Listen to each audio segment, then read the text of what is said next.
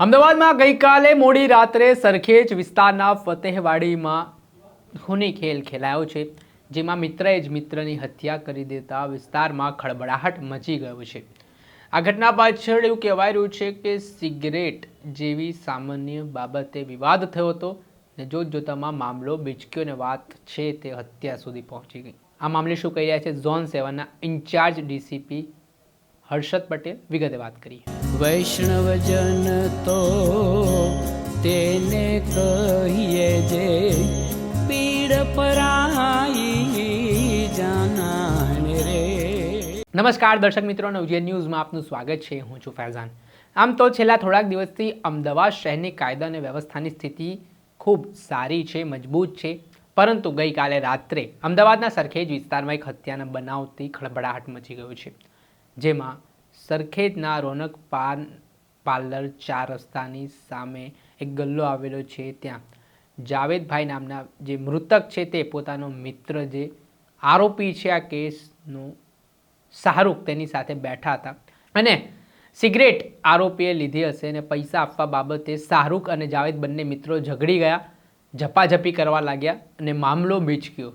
વાત આટલેથી સહન ન થતાં શાહરૂખનો અહમ ગવાયો અને તેની પાસે રહેલી છરી વડે તેણે જાવેદ ઉપર જીવલેણ હુમલો કરી દીધો।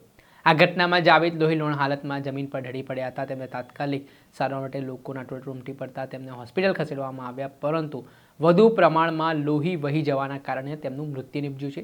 આ ઘટનાના પગલે સરખેજ પોલીસને જાણ થતાં સરખેજ પોલીસની ટીમ પણ દોડતી થઈ હતી। આ મામલે ઉચ્ચ અધિકારી પણ ઘટના સ્થળે પહોંચ્યા હતા। ત્યારે આ બાબતે શું કહી રહ્યા છે ઝોન 7ના ઇન્ચાર્જ ડીસીપી હર્ષદ પટેલ, તેમને સાંભળો। અમદાવાદ શહેરના સરખેજ પોલીસ સ્ટેશન વિસ્તારના ફતેહવાડી વિસ્તારમાં રોનક પાન પાર્લર 4 રસ્તાની સામેની બાજુએ મરણ જનાર જાહિદભાઈ અને આરોપી શાહરૂખની વચ્ચે આજે આશરે 9 વાગ્યાની અરસામાં કોઈક કારણોસર માથાકૂટ થયેલી। માથાકૂટ ઉગ્ર બનતા બંને વચ્ચે ઝઘડો થવા લાગેલ। આ ઝઘડા દરમિયાન આરોપી શાહરૂખ દ્વારા મરણ જનાર જાહિદભાઈને સાથળના ભાગે ચપ્પુ મારી દેવામાં આવેલું હતું। ચપ્પાનો ઘા ઊંડો લાગતા બ્લીડિંગ થવા લાગ્યું। નજીકની હોસ્પિટલ લઈ જવાતા એક્સેસિવ બ્લીડિંગના કારણે જાહિદભાઈનું ટૂંકી સારવાર દરમિયાન મૃત્યુ નિપજેલ છે।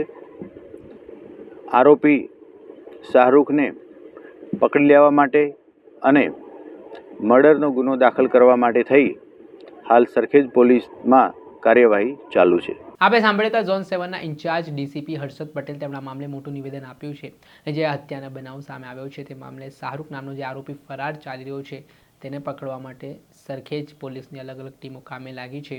સરખેજ પોલીસ સ્ટેશન ખાતે આરોપી સામે હત્યા અંગેનો ગુનો નોંધી પોલીસે હવે કાયદેસરની કાર્યવાહી હાથ ધરી છે।